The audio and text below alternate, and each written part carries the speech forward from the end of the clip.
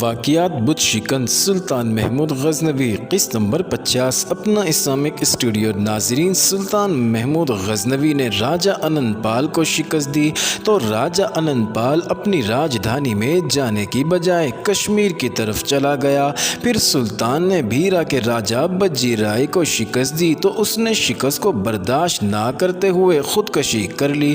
اس کے بعد سلطان نے ملتان پر حملہ کر کے قرامتی فرقے کو مٹا ڈالا اور اس طرح اسلام کے چہرے پر جو قرامتیوں نے بدنما داغ ڈالا تھا اسے دھو ڈالا۔ اس طرح سلطان نے پشاور، بھیرا اور ملتان کو اپنی راجدھانی میں شامل کر لیا۔ سلطان محمود اپنی جس کامیابی پر سب سے زیادہ خوش تھا وہ تھی راجہ سکھپال کا اسلام قبول کرنا۔ ناظرین، سکھپال تو بھیرا پر بڑے غرور سے حملہ آور ہوا تھا۔ اس کی ماں نے سکھپال کو اس امید پر بھیرا پر حملہ کرنے بھیجا تھا کہ وہ محمود غزنوی کو قیدی بنا کر لائے گا اور اس طرح اپنے باپ راجہ انند پال کا جانشین بن جائے گا۔ لیکن سکھپال کو نہ صرف سلطان کے سامنے ہتھیار ڈالنے پڑے بلکہ سکھپال نے اپنا مذہب بھی سلطان کے قدموں میں رکھ کر اسلام قبول کر لیا۔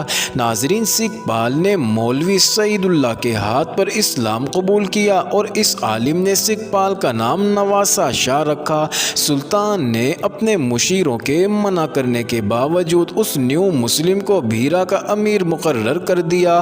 امیر کی حیثیت آج کے گورنر کے برابر ہوا کرتی تھی۔ راجہ انند پال اور اس کے بیٹے کو ہندوستان میں یہ اہمیت حاصل تھی کہ یہ خاندان پنجاب کا حکمران تھا اور پنجاب ہندوستان کا دروازہ تھا اور پنجاب کی اہمیت سے سلطان اچھی طرح واقف تھا۔ سلطان نے بھیرا اور ملتان کو اپنی سلطنت میں شامل کر کے ہندوستان کا دروازہ توڑ لیا تھا، مگر اسے اس دروازے میں داخل ہوتے ہی غزنی واپس جانا پڑا کیونکہ اسے اطلاع ملی کہ کاشغر کے حکمران ایلک خان نے غزنی پر حملہ کر دیا ہے۔ سلطان نے ملتان سے روانہ ہوتے ہی ایک تیز رفتار قاصد کو بھیرا اس حکم کے ساتھ بھیجا کہ امیر بھیرا نواسہ شاہ یعنی سابق سکھپال اور اس فوج کے سالار اور نائب سالار اسے بھیرا سے باہر دریائے چناب پر ملیں۔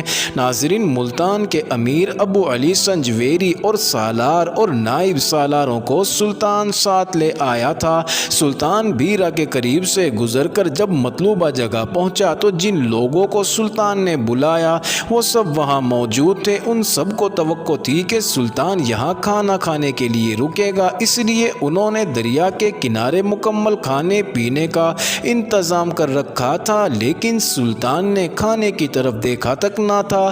ناظرین، سلطان گھوڑے سے اترا اور سب کو اپنے سامنے کھڑا کیا۔ ناظرین، سلطان نے سب کو مخاطب کرتے ہوئے کہا کہ میں ہندوستان سے اتنی جلدی واپس جانے کے لیے نہیں آیا تھا۔ آپ سب جانتے تھے کہ میں یہاں کیوں آیا تھا، پھر بھی میں آپ سب کو یاد دلا دیتا ہوں تاکہ کہیں ایسا نہ ہو کہ میرے جانے کے بعد آپ میں سے کوئی ہندوستان کے طلسم میں گرفتار نہ ہو جائے۔ ہم یہاں اسلام کے سوکھے پیڑ کو ہرا بھرا کرنے آئے ہیں۔ ہم یہاں اس اللہ کا پیغام لے کر آئے ہیں جو وحدہ لا شریک ہے۔ ہم یہاں کے لوگوں کو بتانے آئے ہیں کہ خدا پتھر کے نہیں ہوا کرتے۔ ہم یہاں اپنے رسول اکرم صلی اللہ علیہ وسلم کا پیغام لے کر آئے ہیں۔ آپ سب جانتے ہیں کہ جب تک یہ پیغام مسلمانوں کے لیے مشعل راہ بنا رہا تب تک اسلام پھیلتا پھولتا رہا، مگر جب ان پر بادشاہی کا نشہ طاری ہوتا گیا تو یہ مشعل بجھنے لگی اور اندھیرا ہونے لگا۔ ہندوستان میں یہ مشعل آئی تھی، محمد بن قاسم نے اس سرزمین کو اسلام کے نور سے منور کیا تھا۔ پھر یہاں کے آسمان نے وہ وقت بھی دیکھا جب یہاں کی مسجدیں ویران ہو گئیں، اذانیں خاموش ہو گئیں، بت پرستوں نے یہاں کے مسلمانوں کو تلوار کی نوک پر ہندو بنانا شروع کر دیا۔ مسلمانوں کے لیے یہاں کی زمین پر جینا دو بھر کر دیا گیا۔ مسجدوں کی جگہ بت خانے ابھرنے لگے۔ تلوار کے ساتھ عورت اور دولت کو بھی اسلام کو نسیت و نابود کرنے کے لیے استعمال کیا گیا، کیونکہ یہی دو چیزیں ہیں جو مسلمانوں کے ایمان خریدا کرتی ہیں، اور انہی دو چیزوں نے غدار بھی ہندوستان میں پیدا کیے اور بادشاہی کے نشے نے ہمارے بھائیوں کو اندھا کر دیا ہے۔ کاشغر کے ایلک تغلق خان نے غزنی پر حملہ کر دیا ہے، اور میں جانتا ہوں کہ اس کے پیچھے کون ہے۔ اس کے پیچھے جو ہیں وہ سب ہمارے دشمن نہیں بلکہ اسلام کے دشمن ہیں، اور وہ سب میرے عزم اور میرے نظریات سے بہت اچھی طرح واقف ہیں۔ وہ ان دھتکارے ہوئے لوگوں میں سے ہیں جن کی آنکھوں، کانوں اور دلوں پر اللہ پاک نے جہالت کی مہر ثبت کر رکھی ہے، اور ان کے لیے بخشش کے دروازے بند کر دیے گئے ہیں۔ وہ اپنے آپ کو مسلمان سمجھتے ہیں اور لوگوں کو بتاتے ہیں کہ یہی اسلام ہے جس کے وہ پیروکار ہیں۔ وہ مذہب کے پردے میں اپنے تخت و تاج کی سلامتی کے لیے لوگوں کو ایک دوسرے کے خلاف اکساتے اور لڑاتے ہیں، اور خانہ جنگی برپا کیے رکھتے ہیں، اور بھائی کو بھائی سے لڑاتے ہیں۔ اگر وہ سچے اسلام کے شیدائی ہوتے تو وہ میرا ساتھ دیتے، میرے ساتھ ہندوستان آتے، جہاں پر مسلمانوں پر صرف اس لیے عرصہ حیات تنگ کر دیا گیا ہے کہ وہ اسلام کے پیروکار ہیں۔ میری نظریں مستقبل میں بہت دور تک دیکھ رہی ہیں۔ اگر ہم نے اس خطے میں اسلام کو دوبارہ زندہ نہ کیا تو یہاں ہندوؤں کے ہاتھوں ہمیشہ اللہ کا نام لینے والوں کا قتل عام ہوتا رہے گا۔ ان مسلمانوں کو مورتیاں اور بت پوجنے والوں سے بچانے کا صرف ایک ہی طریقہ ہے کہ انہیں ہم اپنے ملک لے چلیں، مگر یہ ہماری شکست اور پسپائی ہوگی، اور ہمارے اس اقدام سے اسلامی سلطنت سکڑتی چلی جائے گی۔ ہر ملک اور زمین پر ہر جگہ اللہ کی سرزمین ہے، اور جو سرزمین اللہ کی ہے وہاں پر اللہ کی عبادت کرنے والوں کی موجودگی ضروری ہے۔ یاد رکھیں، اسلامی سرحد کی کوئی حد نہیں ہے، اور ہم انشاءاللہ ہندوستان میں اپنی اسلامی سلطنت قائم کر کے رہیں گے، اور اس کے کچھ حصے پر قابض ہو کر یہاں مستقل اسلامی سلطنت کا اڈا قائم کریں گے۔ اور اگر ہم نے ایسا کر دیا تو ہم روز قیامت اللہ کے حضور سرخرو ہوں گے۔ آپ دیکھ رہے ہیں کہ میرے اپنے ہی بھائی میرے دشمن ہو گئے ہیں۔ کون کہہ سکتا ہے کہ میں غزنی سے زندہ واپس آ سکوں گا یا نہیں؟ اگر میں نہ آ سکا تو یہ آپ کا فرض ہے کہ میں نے جس مہم کا آغاز کیا ہے اسے آپ لوگ سر کریں۔ اگر آپ لوگ دنیاوی حشمت میں پڑ گئے تو سوائے تباہی اور بربادی کے کچھ حاصل نہ ہوگا۔ بتوں کے آگے اپنے اللہ کو شرمسار نہ کرنا۔ تم دیکھ رہے ہو کہ اس خطے میں صدیوں بعد اذانیں گونجی ہیں، ان اذانوں کو کبھی خاموش نہ ہونے دینا۔ ناظرین، سلطان محمود غزنوی کا لہجہ جوش سے بھرا ہوا تھا۔ آخر میں سلطان پر رقت طاری ہو گئی اور اس مرد مجاہد کی آنکھوں سے آنسو بہہ نکلے۔ اس نے کھانا نہ کھایا، گھوڑے کی رکاب نے پاؤں رکھا اور اچھل کر گھوڑے پر سوار ہوا اور گھوڑا دریا میں ڈال دیا۔ ناظرین، سلطان نے فوج کو کوچ سے نہیں روکا تھا۔ فوج دریا عبور کر رہی تھی کیونکہ اسے بہت جلد غزنی پہنچنا تھا۔ محمود غزنوی جن احکام اور روسا کو پیچھے چھوڑ کر چلا گیا تھا، ناظرین، ان میں نواسہ شاہ بھی تھا۔ سلطان چونکہ فارسی میں خطاب کر رہا تھا، اس لیے نواسہ شاہ کے پاس ایک مترجم موجود تھا جو اسے ہندی میں سلطان کا پیغام سنا رہا تھا۔ جب سلطان چلا گیا تو سب وہاں سے شہر کی طرف روانہ ہو گئے۔ نواسہ شاہ پر خاموشی طاری تھی۔ اس کے ساتھ اگر کسی نے بات کرنے کی کوشش بھی کی تو اس نے سوائے مسکرانے کے کوئی کسی کو جواب نہ دیا۔ ناظرین، آئیے اب چلتے ہیں دوسری جانب۔ لاہور میں راج محل میں پریم دیوی ایک کمرے میں اداس بیٹھی ہوئی تھی۔ اس کے خواب بھیرا کے میدان میں ٹوٹ پھوٹ کر بکھر چکے تھے۔ اس کا بیٹا بھیرا میں جنگی قیدی بن چکا تھا، وہ تو راج کمار تھا۔ پریم دیوی کے آنسو بہنے لگے۔ اس کا شوہر اننت پال کشمیر بھاگ گیا تھا۔ وہ شاید اس لیے واپس نہیں آ رہا تھا کہ اس کے خیال کے مطابق سلطان محمود غزنوی لاہور پر قابض ہو چکا ہوگا۔ رانی پریم دیوی کو یہ غم کھائے جا رہا تھا کہ اب اس کی سوتن کا بیٹا لچن پال باپ کی گدی کا جانشین بن جائے گا۔ کمرے کا دروازہ آہستہ سے کھلا۔ رانی پریم دیوی نے نظریں اٹھا کر دیکھا تو اس کا سینہ پتی راج گوپال اندر آیا تھا۔ رانی نے پوچھا کہ میرے راجکمار کی کوئی خبر آئی؟ ناظرین، راج گوپال نے کہا نہیں۔ رانی پریم دیوی نے کہا کہ یہ ملیچ مسلمان اس سے نہ جانے کیسے کیسے کام کروا رہے ہوں گے۔ اسے انہوں نے قید خانے میں ڈال رکھا ہوگا، اسے جانوروں جیسی خوراک دیتے ہوں گے۔ اس کے آنسو بہنے لگے۔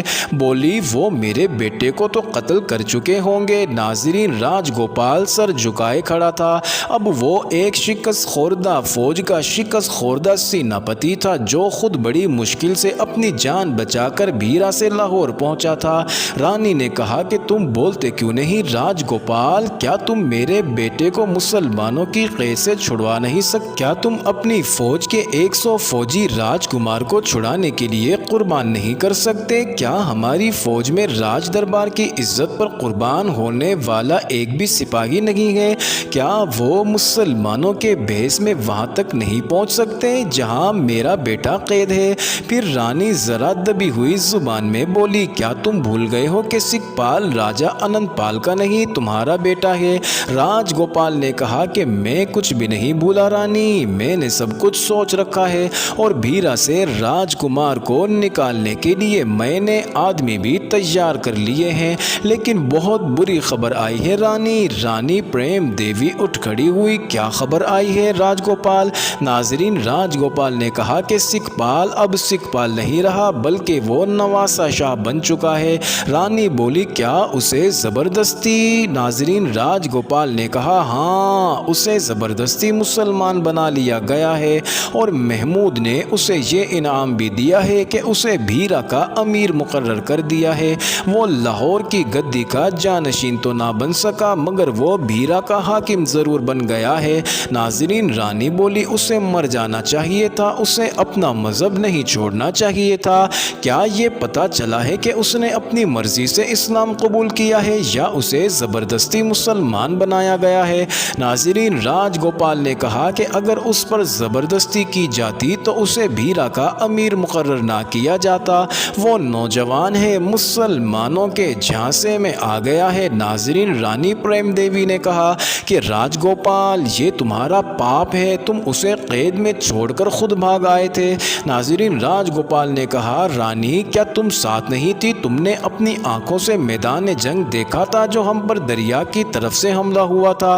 वो हमारी तवक्को के बिल्कुल बरअक्स था। रानी, मैंने तुमको कहा था कि हमको भीरा पर हमला नहीं करना चाहिए। तुम्हारा ख्याल था कि मुसलमानों की आधी फौज कट चुकी है इसलिए अब वो मुकाबला नहीं कर सकेंगे। मैंने तुम्हें बताया था कि हमारी फौज पर मुसलमानों की दहशत तारी हो चुकी है और ये पेशावर से भागी हुई फौज है। इस फौज को ये भी मालूम था कि हमारा राजा भगोड़ा हो चुका है, वो अभी तक अपनी राजधानी में वापस नहीं आया है।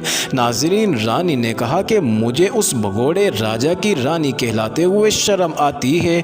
अगर वो मर गया तो मैं उसकी चिता पर नहीं चढ़ूंगी, मैं अपने भगोड़े खावंद की चिता पर खुद को जिंदा नहीं जलाऊंगी।